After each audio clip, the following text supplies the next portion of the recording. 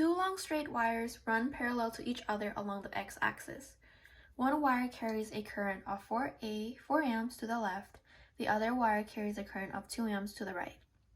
The two wires are separated by 6 meters. What is the magnetic force per unit length experienced by the second wire? Okay, so whenever you're given a problem that asks for magnetic force per unit length, you want to remember that the formula is of magnetic force per unit length is equal to mu naught times the first current multiplied by the second current over 2 pi times a meaning the separation of wires. So let me remind you that F of B is going to be equal to the magnetic force. L is the length. Mu naught is the permeability of free space.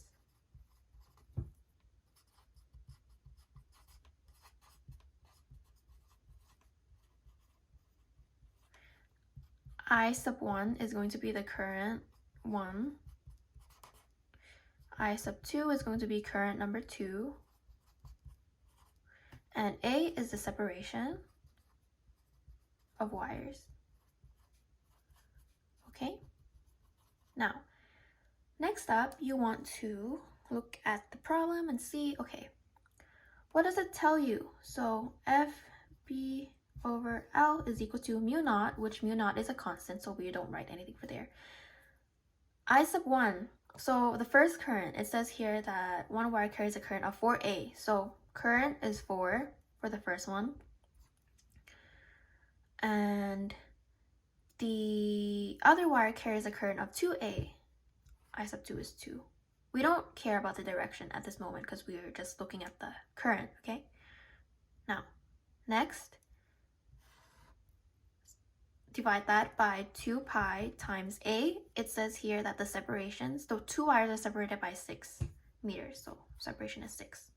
Now, next thing is you want to calculate for that. So you can disregard mu naught for now. So you have a 4 and a 2, over 2 pi, 2 pi times 6, which will give you 0.21.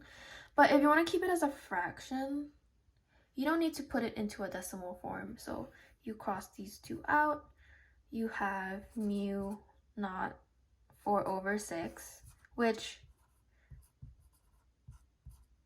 4 over 6 is the same thing as 2 over 3 mu naught. Okay, so this would be your answer. Your units would be in newtons over meter.